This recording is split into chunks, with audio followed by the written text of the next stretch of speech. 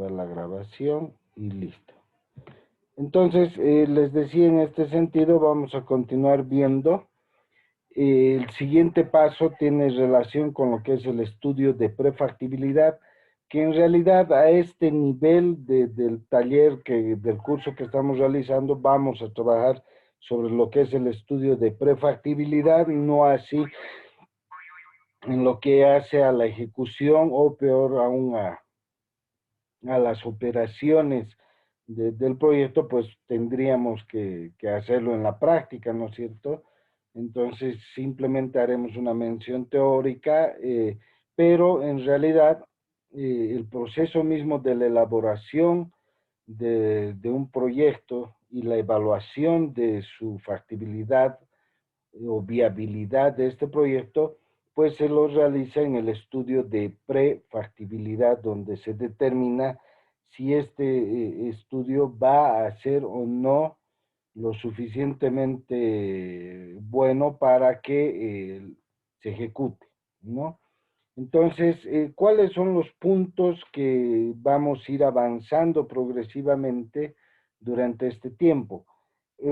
Un aspecto que iniciamos es con el estudio de mercado. Vamos a hablar sobre lo que es la ingeniería del proyecto. Dada la diversidad, no vamos a hacer una ingeniería como tal, sino vamos a ver qué elementos se deben tomar en cuenta. Luego vamos a hablar sobre lo que es el tamaño y localización del proyecto de inversión, qué consideraciones hay que tener.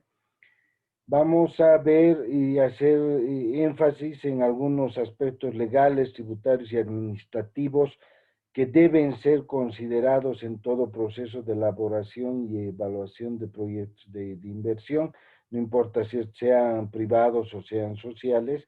Muchos errores a veces se cometen por no tomar en cuenta estos aspectos.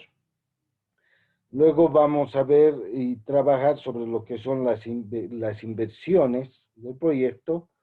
Vamos a hablar sobre los beneficios del proyecto, los tipos de beneficio, y luego vamos a entrar ya a lo que es la parte instrumental, que vamos a ver cómo se construye un cash flow o un flujo de efectivo, y a partir de este cash flow, flujo de efectivo, qué valores o qué indicadores de evaluación financiera vamos a utilizar. Les mencionaba ya de inicio que vamos a trabajar sobre los tres que son más aceptados mundialmente. Hay toda una variedad, por si acaso, indicadores de evaluación financiera, pero de hecho, si estos tres indicadores, el valor actual neto, la tasa interna de retorno y el índice de rentabilidad, te dice que el proyecto es viable y factible, pues los otros indicadores que se utilizan lo único que hacen es dar información adicional, no modifican la decisión ya que te dan estos tres indicadores. Entonces nos vamos a centrar en ellos, en ver cómo se calculan y cuáles son las recomendaciones para su cálculo. Y finalmente vamos a ver de cómo se puede desarrollar de manera práctica un análisis de sensibilidad o de evaluación económica, que también se llama. Entonces, todo esto nos va a permitir a nosotros el poder hacer el seguimiento y establecer lo que hace a la elaboración y evaluación de proyectos. Y toda esta información, por si acaso, nos sirve y nos es útil tanto como para la implementación de un nuevo proyecto, como para cuanto lo que decíamos, algún outsourcing o una modificación en algún proceso, actividad o incorporación que se haga sobre ya algo que esté establecido. Entonces, básicamente los instrumentos son los mismos, aunque según vayamos avanzando vamos a ver que la forma y alcance de cada uno de ellos ciertamente van a tener algunas adecuaciones, algunas modificaciones, precisamente en función al tipo de proyecto o actividad que, que se realice, ¿no? Bien, entonces empecemos a ver esto, empecemos a trabajar sobre lo que es el estudio de mercado. Yo les voy a proponer algo. Vamos a hacer un avance hasta cierto punto y vamos a hacer un pequeño break de unos 10 minutitos. Entenderán que para mí estar hablando mucho tiempo también es complicado, más aunque que doy también algunas, tengo talleres y clases tanto en la universidad como en un posgrado, entonces también para que ustedes puedan tener un breve descanso, ¿no es cierto? Y dos, para que como estamos grabando la clase, el archivo resultante tampoco sea tan grande que después no se lo pueda trabajar. Entonces, en determinado momento vamos a hacer un break que nos dé unos 10 minutitos de descanso y luego continuamos, ¿no es cierto? Hasta completar las 2 horas que tenemos, hasta las 8, que a veces nos pasaremos un poquito o a veces concluiremos un poquito antes, ¿no? Entonces, para que no sea tampoco muy agotador para todos. Bueno, vamos viendo lo que es el estudio de mercado. Primero, para entender lo que es un estudio de mercado, los alcances y enfoques que se utilizan para un estudio de mercado, tenemos primero que entender cuál es la estructura del mercado y a qué nos referimos nosotros como mercado, ¿no? De hecho, tenemos que entender que un mercado no es necesariamente un lugar físico, sino es un lugar donde confluyen eh, ofertantes y demandantes de un determinado producto. Este producto puede ser un bien o puede ser un servicio, ¿no? De hecho, hay mercados físicos, hay mercados virtuales, hay mercados temporales, hay mercados atemporales, ¿no es cierto? Eh, en realidad, lo que define y caracteriza a un mercado es precisamente eso. Un lugar, un espacio, más que un lugar, un espacio donde llegan personas que ofertan un producto y llegan personas que demandan ese producto, ¿no? Ese es básicamente un mercado. Ahora, en todo mercado tiene una forma en la cual funciona, en la cual está estructurado. De hecho, el comportamiento de todos los factores que confluyen en este mercado son nomás pues afectados permanentemente, son cambiantes y son dinámicos. Y esto hace que los mismos mercados no sean estáticos, sino sean mercados que tienen una dinámica permanente, ¿no? ¿Qué es lo que le da esa dinámica a los mercados? ¿Qué es lo que hace que la confluencia de ofertantes y demandantes eh, tenga esa actividad continua? Pues la misma participación de los compradores y vendedores o de los ofertantes y demandantes de un producto que llegan y confluyen a este mercado, ¿no? De hecho, es muy común que entren y salgan diferentes empresas que ofertan un producto, algunas ya sea porque se vuelven obsoletas o porque el producto que ofrecen ya no es suficientemente competitivo con los nuevos productos. Y lo mismo ocurre con los demandantes, ¿no? Hay que entender que los demandantes o compradores no siempre son personas individuales, sino también pueden ser empresariales. Entonces, así como la moda, los gustos puede determinar que uno ya no participe como persona de un mercado, también las necesidades y requerimientos de una institución pueden cambiar y hace que salgan del mercado.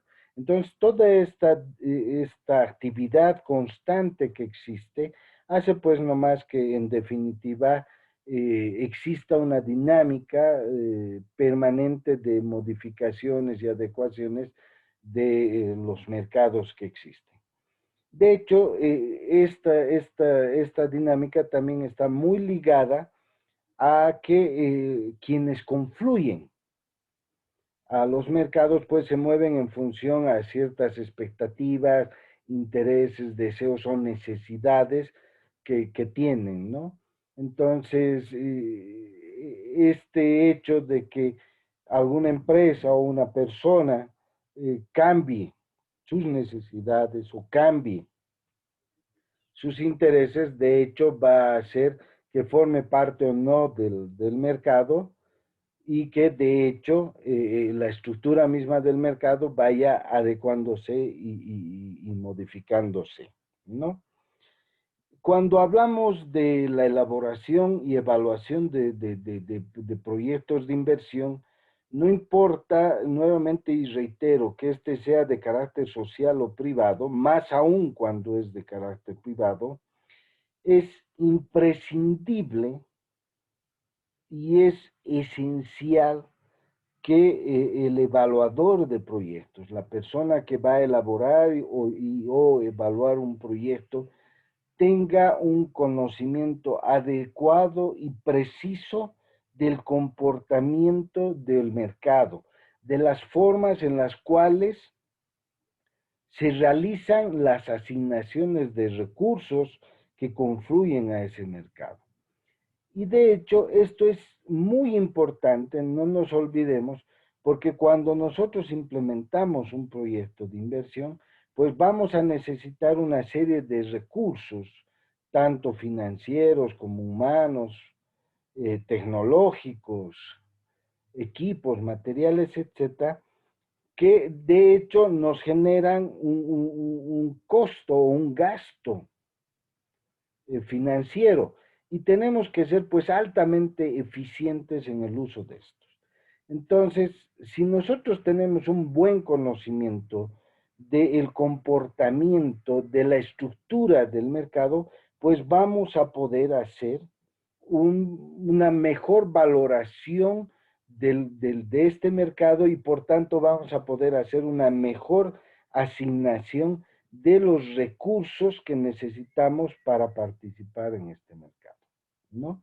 Entonces, esto es muy importante y sobre todo cuando se hacen trabajos de elaboración y evaluación de proyectos, por experiencia se los comento, en muchos casos, la gran mayoría de los casos en los que un proyecto de inversión fracasa es porque no se han detenido suficientemente para hacer un análisis, un estudio del mercado, de conocer sus componentes, sus estructuras, su dinámica, su funcionamiento, ¿no? De hecho, no nos olvidemos que cuando entramos vamos a ingresar o estamos participando ya de un mercado específico, ya sea brindando un bien o un servicio, pues con certeza hay otras empresas, otras instituciones que están ofreciendo productos similares. Y de hecho eso va a generar que exista una competencia, ¿no? Es más, si nosotros vamos a entrar a un mercado determinado y es primera vez que estamos entrando a este mercado, pues debemos tener un buen y cabal conocimiento del comportamiento de este mercado. Y bueno, para ir entendiendo cómo funciona un mercado, primero tenemos que hacer un análisis global y general de qué tipo de mercado es al que estamos entrando, cuáles las características de competencia o como lo que se conoce el ambiente competitivo en el cual las empresas, las personas, los ofertantes, los demandantes están confluyendo a este mercado. Y la teoría económica nos indica que existen básicamente cuatro composiciones en relación al ambiente competitivo que definen una estructura del mercado. ¿Cuáles son estas cuatro formas? La primera es la competencia perfecta, la segunda el monopolio, la tercera la competencia monopólica y la cuarta el oligopolio. Con seguridad ustedes han escuchado mucho en su vida diaria estos nombres y lo que vamos a hacer ahora es un poco precisar de manera resumida, no vamos a hacer un estudio a profundidad, pero qué significa cada una de estos tipos de mercado, de estas estructuras de mercado y qué es lo que les caracteriza esencialmente. La competencia perfecta se caracteriza sobre todo porque en este mercado existe una gran cantidad de compradores y vendedores, de manera que ninguno puede controlar totalmente el mercado y que la confluencia de todos estos y de su participación es tan pequeña que sería prácticamente imposible que puedan tener control total del mercado, ya sea por el lado de la oferta de los bienes o ya sea por el lado de la demanda. ¿Qué significa el no tener control del mercado? O sea, que es el propio mercado el que determina qué cantidad de bienes o productos van a entrar y cuál es el precio que se va a determinar para esa cantidad de bienes, o el rango de precios, que no siempre es un precio único, a veces en la dinámica es un rango de precios en el cual se está moviendo por las características del propio producto. Pero todas estas empresas que entran a este mercado, pues no entran privilegiadas, sino entran a competir en igualdad de condiciones respecto a las otras que están ofreciendo el mismo producto. Y esa es una de las principales características. Y lo mismo pasa por el lado de los compradores o de los demandantes o la de la demanda, que confluyen todos en igualdad de condiciones, de manera que no es un comprador o una empresa compradora la que va a determinar qué cantidad de bienes o servicios y qué precios se van a fijar a esto, ¿no? Entonces, está la cantidad de empresas y entidades que compiten en este tipo de mercado de competencia perfecta, que todos están en las mismas condiciones sin ningún tipo de privilegio. Por otro lado, existe aquello que se conoce como monopolio. El monopolio se da cuando existe un único proveedor de un producto. Que este producto puede ser un bien o un servicio, ¿no? Donde no existen otros sustitutos que ofrezcan exactamente el mismo producto que él esté ofreciendo. En otras palabras, es el único que tiene ese producto y que no hay otro que pueda sustituir a ese producto, ¿no? Tiene el control total del mercado desde el punto de vista de la oferta.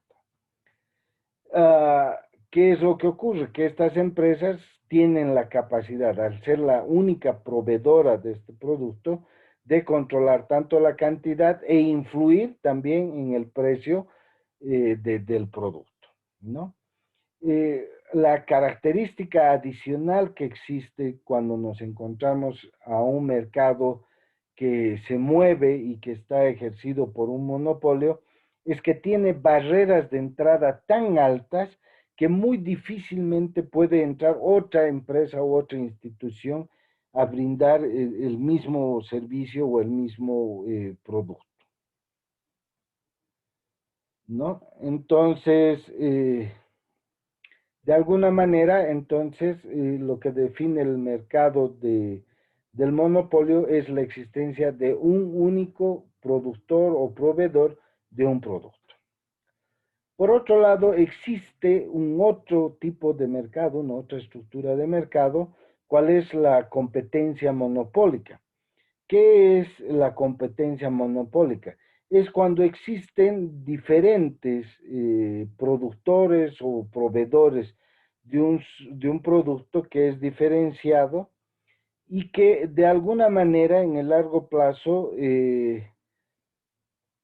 están tan consolidados que muy difícilmente se logra que otros productores entren o que incluso ellos, por las características mismas del mercado, les resultaría dificultoso salir del mercado a menos que signifique el cierre o la quiebra o la pérdida, ¿no? Son casos muy especiales. En Bolivia, una competencia monopólica está, por ejemplo, en los servicios de telecomunicaciones, en redes nacionales. Ahí tenemos Entel, tenemos Tigo y tenemos Viva, ¿no es cierto? Eh, Ahí hay barreras muy grandes para que otra proveedora de este tipo de telecomunicaciones entre a nivel nacional. No se lo permiten porque hay barreras, sobre todo legales, ¿no es cierto?, que son administradas por el Estado y que como el Estado controla las frecuencias, entonces para que entre una nueva operadora, el Estado tendría que generar una modificación en la ley, abrir aperturar un espacio en las frecuencias para que esto pueda ser, ¿no? Entonces, ese, por ejemplo, es una típica idea de lo que es una competencia monopólica. Si alguien quisiera hacer un proyecto, por ejemplo, para la creación de una entidad de telecomunicaciones similar a Entel, Tigo, Viva, tendría que tomar muy en cuenta que en el caso de Bolivia, por ejemplo, la competencia, la estructura del mercado está caracterizada por una competencia monopólica. Y al menos que existe una modificación legal, no va a poder hacerlo. O sea, de nada serviría hacer todo un estudio, toda una investigación al respecto, mientras no se generen las condiciones jurídicas legales de parte del Estado para que se habilite que entre una nueva empresa, ¿no? Perdón. Entonces, esa es, por ejemplo, una competencia monopólica. En Bolivia un monopolio puro no existe, por si acaso. Sí, yacimientos petrolíferos fiscales bolivianos tiene una actividad privilegiada en la distribución, por ejemplo, de, de gasolina, diésel, etcétera. Es el único distribuidor, pero si nos fijamos, no toda la cadena productiva de hidrocarburos pertenece con exclusividad a yacimientos, ¿no? Participa con joint ventures junto con otras entidades, otras empresas internacionales. Y si bien tiene la característica de ser el único proveedor, no es totalmente un monopolio por la participación en joint venture de otras entidades. Es un caso muy especial. Después de eso, no existe pues un monopolio puro en Bolivia. En cuanto a la competencia monopólica, otro sector que también durante un tiempo trabajó con competencia monopólica fue el sector cementero.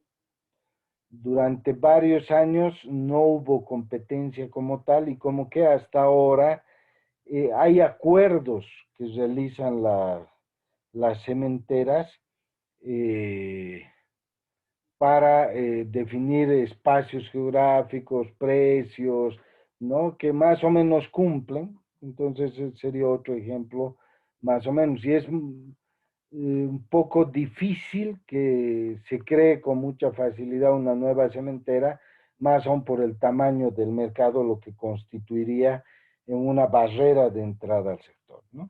Ese es otro ejemplo. Bueno, por el otro lado, una otra estructura de mercado que existe es la estructura oligopólica, donde hay pocos vendedores de un producto que es básicamente homogéneo, muy poco diferenciado, y aunque esta tiene la característica de que sus barreras tanto de entrada o salida no son muy altas, pero de alguna manera hay un control del mercado de parte de los ofertantes sobre la cantidad, sobre el precio del producto que se vende. No hay en Bolivia un mercado oligopólico puro, por si acaso.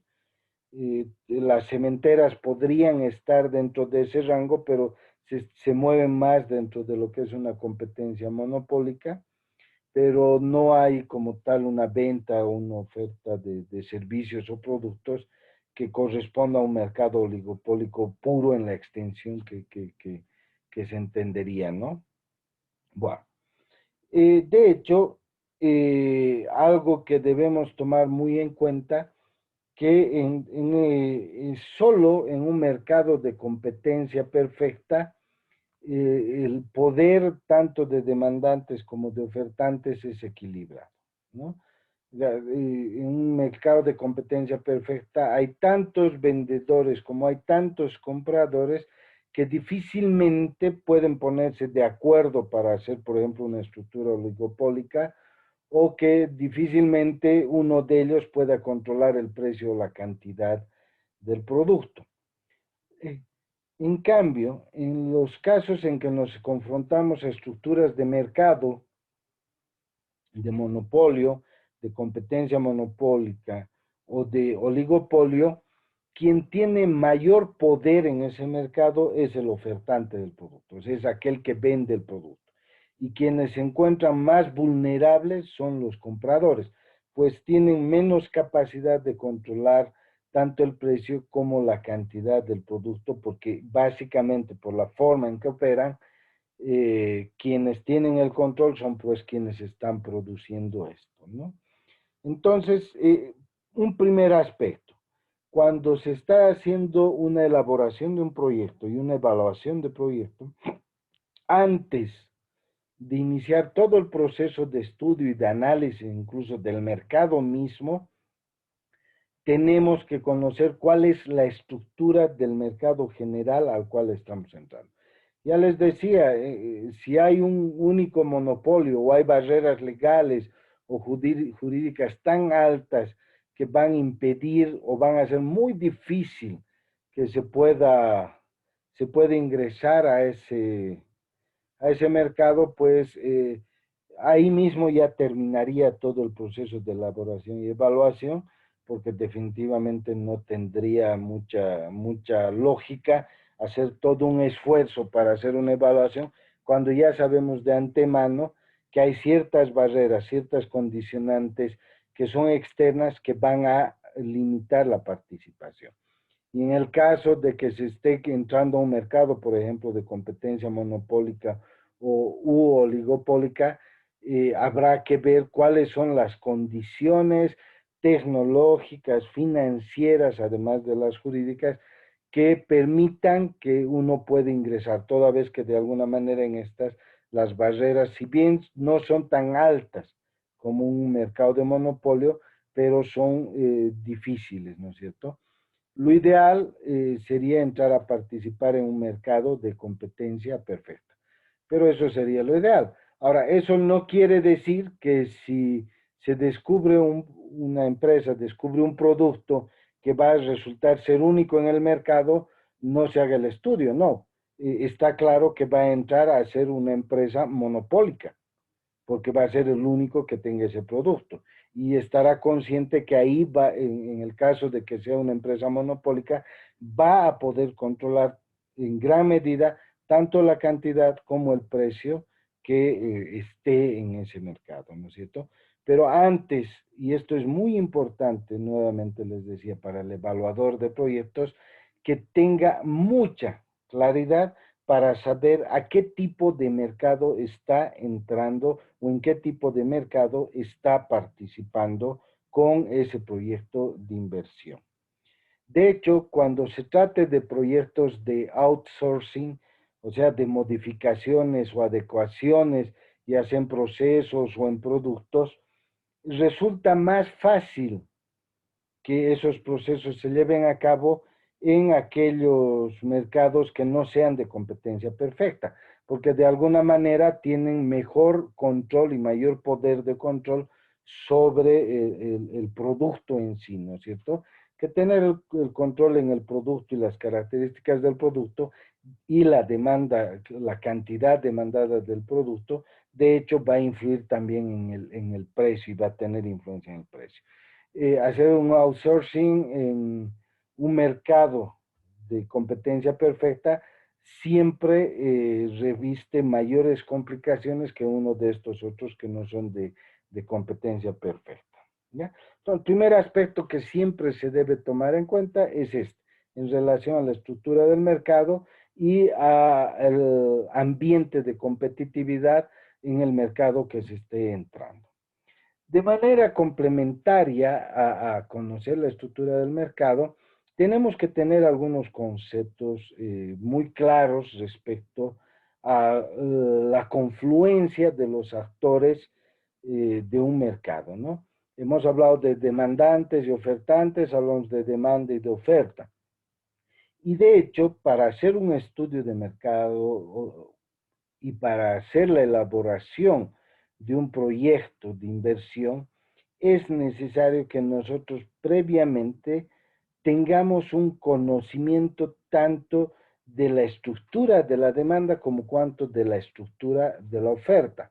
Ya no es solo el ambiente de competitividad, sino ahora estamos hablando de las estructuras generales de quienes están confluyendo a este mercado, ¿no? De hecho, el primer análisis y el más importante cuando una empresa va a ofertar un proyecto o un producto, que puede ser un bien o un servicio, es hacer un buen análisis de la demanda, es decir, de cómo se está comportando quienes van a ser los potenciales compradores de ese producto que nosotros vamos a ofertar. Y hay que tener además algunas claridades respecto a la influencia que puede tener nuestra participación cuando entremos a un determinado mercado. Primero, un aspecto que debemos tener muy claro es que de acuerdo a la teoría de la demanda, cuando la cantidad demandada de un producto aumenta, ¿no es cierto? De hecho, el precio de ese producto va a bajar. Perdón, va a aumentar. Ahí hay una relación directa, ¿no? Entonces, en la medida que un bien sea más requerido, de hecho, al haber mayor cantidad de gente que demanda un bien, va a hacer que exista mayor competencia entre los demandantes, entre los compradores, y eso va a tener un efecto sobre el precio del producto que va a hacer que este precio aumente, ¿no es cierto? Para que no ocurra esto, para que el precio no aumente, la única opción es que se dé también un aumento de la oferta de ese bien, pero normalmente no hay ese ajuste inmediato, ¿no? Entonces, algo que debemos entender que en la medida que exista una mayor demanda, el precio de ese bien o de ese servicio va a ir en aumento. Entonces, es también importante que para definir ciertas estrategias y políticas en la implementación de un proyecto o en la modificación de algún producto, tomemos en cuenta esto, ¿no es cierto? Que debemos de alguna manera, si queremos mantener precios más o menos altos como empresa ofertante, tenemos que evitar saturar el mercado de un bien, porque de hecho, en la medida que nosotros controlemos que el mercado no esté saturado, va a haber una mayor demanda de ese bien y por tanto los precios de ese bien van a ir en aumento, lo que va a significar una mayor generación de beneficios para la empresa, ¿no es cierto? Entonces, esto es muy importante a tomar en cuenta, ¿ya? Ya les decía que este comportamiento de relación entre la demanda y el precio se da regularmente en aquellos bienes que son considerados normales. La relación puede cambiar en los bienes de lujo porque los bienes de lujo tienen un tipo de comportamiento diferente, ¿no es cierto? Entonces ahí podría darse una modificación, un cambio en cuanto a el comportamiento de los productos. Perdón, se saltó. Ahora sí. Un otro aspecto que debemos tomar en cuenta al momento de empezar a hacer el análisis de los confluyentes de un mercado es qué ocurre con el nivel de ingresos de una economía. El nivel de ingresos de una economía afecta directamente a la demanda de los productos. Fíjense que cuando una economía empieza a tener un creciente aumento del ingreso de la economía en general, significa que los consumidores en general van a tener un aumento en cuanto a sus ingresos individuales. Y ese aumento de ingreso individual va a hacer que, de hecho, la cantidad que el consumidor destine al consumo, pues también vaya en aumento, ¿no? Entonces, si vamos a entrar a un mercado donde esa economía está en recesión, lo más probable es que por efecto de la recesión, o sea, una disminución del ingreso, del nivel general de ingresos de la economía, la gente tenga menor disponible para consumir. Por tanto, va a haber una menor demanda de los bienes y de los productos, ¿no? Entonces, ese es otro aspecto que se debe tomar muy, muy en cuenta para entrar a una economía. Si ustedes recuerdan, el año pasado el mundo en general ha entrado en una recesión por efecto de la pandemia. Esto ha hecho que exista una menor demanda de bienes de las personas. Incluso ha llegado esa demanda a ser tan reducida que ha provocado el cierre de empresas, ¿no? Porque no tenían dónde acomodar sus productos.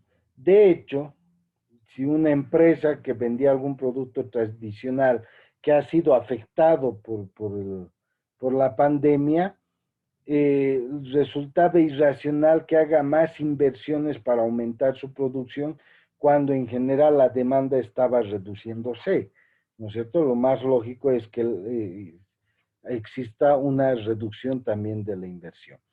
Entonces, es importante también que cuando estén ustedes haciendo la elaboración de algún producto, de algún proyecto de inversión, pues vean cuál es el comportamiento del nivel general de ingresos de la economía para ver si los productos que ustedes ofrezcan pues van a tener o no el suficiente mercado para ser consumidos, ¿no?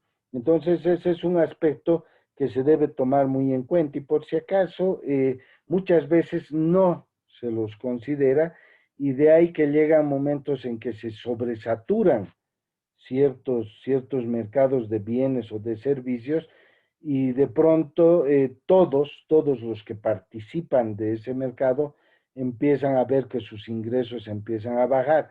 No es porque en general el producto haya dejado de ser consumido, sino que está tan saturado, hay tal cantidad de productos que, bueno, la gente tampoco va a absorber todo, ¿no es cierto? Solo sigue consumiendo lo que tiene que consumir y el resto, que es un excedente, no lo consume. Pero eso afecta en la distribución general porque no todos van a ir a comprar al mismo comprador, sino que al haber varios ofertantes, empiezan a comprar de varios ofertantes y de hecho los ingresos de todos los ofertantes empiezan a bajar.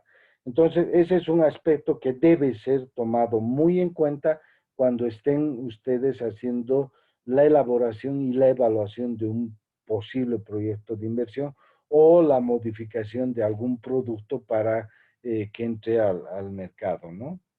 Ese es un aspecto que se debe tomar en cuenta.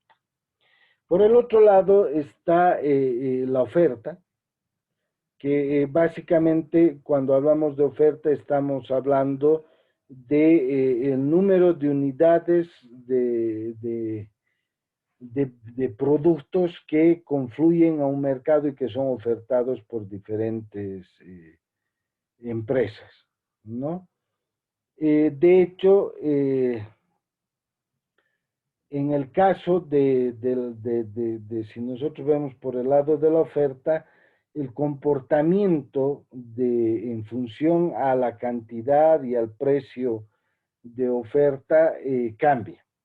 De hecho, fíjense que les decía, Si el precio de un bien empieza a subir porque existe una gran demanda, de pronto a los ofertantes, los productores, al ver que existe un precio alto, van a empezar a aumentar la cantidad de producción en el criterio de que al vender más van a obtener mayores beneficios. De hecho, esto es cierto inusualmente, ¿no? Al inicio puede darse este aspecto, pero puede ser que en la medida que la oferta sea mayor, se llegue a un momento en que se sature el mercado y que el efecto que se tenga sea el contrario, ¿no? Que se llegue a tener tal cantidad ofertada de un producto que el precio empiece a bajar. Entonces, es muy importante, así como conocer cuál es el comportamiento de la demanda, también cuál es el comportamiento de la oferta, para ver hasta qué límite nosotros podemos hacer ampliaciones, hasta qué límite podemos entrar a un mercado, de manera que no afectemos el mercado mismo.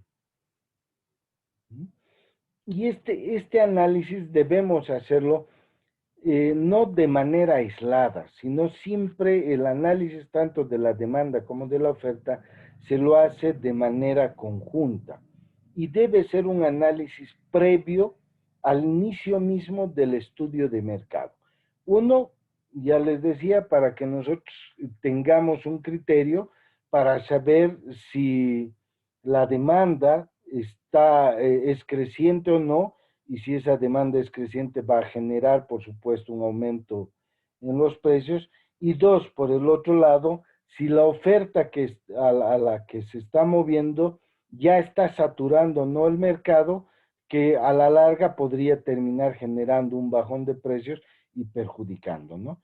El plano ideal sería que exista un aumento de la demanda, de manera que los precios estén subiendo y que del lado de la oferta no exista un número suficiente de ofertantes, de manera que podamos entrar a ese mercado y no afectemos el precio del mercado y podamos obtener beneficios en eso, ¿no? Entonces, fíjense, siempre hay que hacer este otro análisis complementario para entender cuál va a ser el comportamiento del producto en su mercado específico.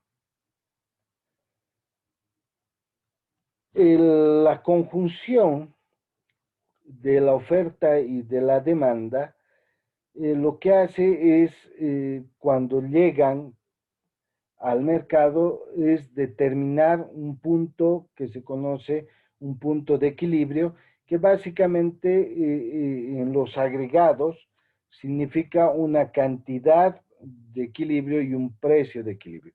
Es decir, es ese punto en el que no hay una sobredemanda ni hay una sobreoferta, o sea, el mercado no está saturado por el lado de la oferta, ni tampoco hay una demanda muy grande insatisfecha, lo que hace que exista un equilibrio en tanto en la cantidad como en el precio de ese producto, ¿no? De hecho, hay que entender que la entrada, cuando estamos en un mercado en equilibrio, la entrada de una nueva empresa o de un nuevo producto va a generar un desequilibrio, tanto por el lado de la oferta como por el lado de la demanda, ¿no? Ese desequilibrio va a ser temporal. Ese desequilibrio, si es un mercado que ya está casi saturado sobre un producto, lo que va a hacer es que baje el precio, aunque la cantidad permanezca temporalmente estática. Pero al bajar el precio, los demandantes van a querer comprar mayor cantidad de ese bien y por tanto en un segundo momento va a existir un aumento de la demanda, lo que podría llevar que nuevamente el precio vuelva a subir, que puede llegar al mismo nivel o puede llegar a un nivel inferior, ¿no? O eventualmente podría llegar a un precio superior cuando este producto sea, por ejemplo, un producto de primera necesidad, ¿no? En el caso de si es un producto de lujo, lo más probable es que el precio nuevo de equilibrio sea más bajo que el que inicialmente se tenía. El entender este comportamiento, pues permite también que para que la persona o el equipo que esté haciendo la elaboración y evaluación del proyecto de inversión, pues tenga un criterio de cuál puede ser el efecto que va a tener en el mercado la introducción del producto, que al final también va a repercutir en los resultados que la propia inversión tenga, ¿no es cierto? Entonces, ese es un aspecto que debe ser también muy bien considerado previamente a el proceso mismo de hacer el estudio del mercado, ¿no?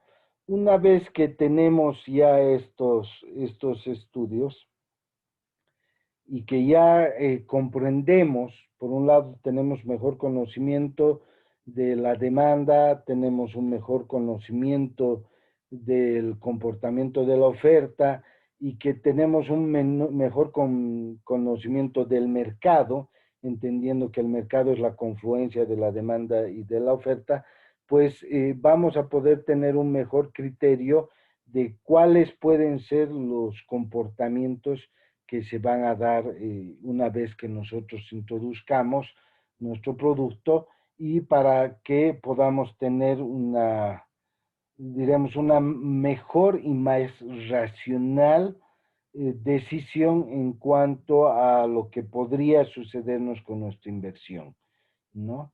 No se olviden que para hacer un proyecto de inversión siempre tenemos que hacer un análisis más cuantitativo que cualitativo, es un análisis muy objetivo y no tanto subjetivo. Nunca, el tema emocional debe ser dejado a un lado.